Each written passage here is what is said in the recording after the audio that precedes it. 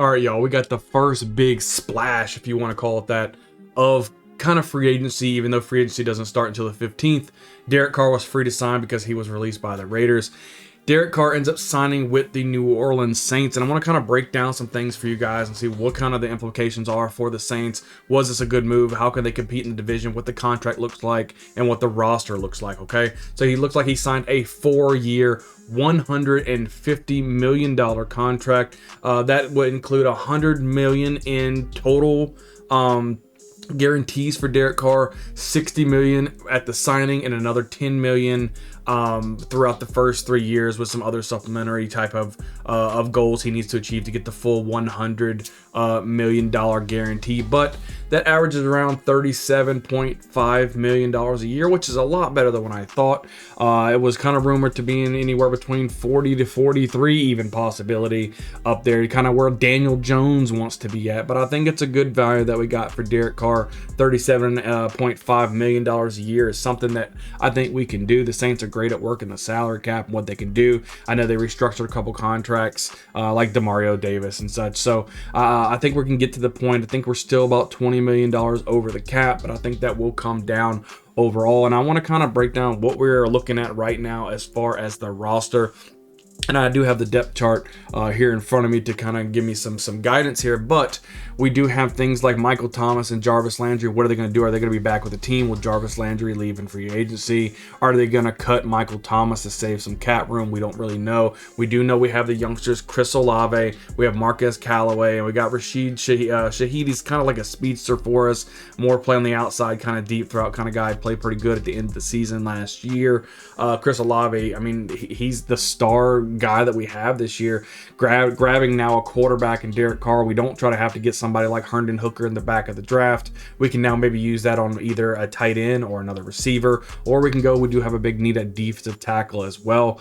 Maybe another edge rusher, because you know Cam Jordan is getting a little long in the tooth. So we have some possibilities now. We have some flexibility in the draft, and I'm excited to see where we go from there. We look at the offensive line. I actually like the offensive line. I think we can get a little bit better, especially at left guard.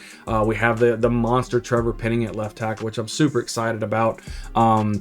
We have Andres Pete right now at left guard. Not sure if he's going to be with the team and all. He could be a cut candidate as well.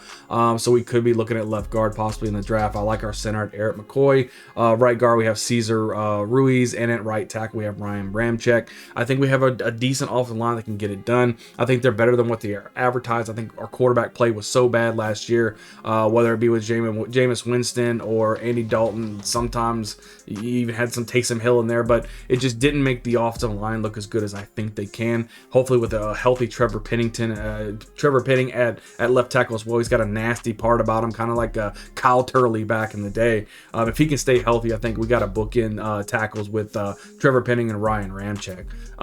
We got Juwan Johnson and Taysom Hill kind of sharing the tight end load. Maybe we can get a good tight end in the draft as well. It's loaded at tight end.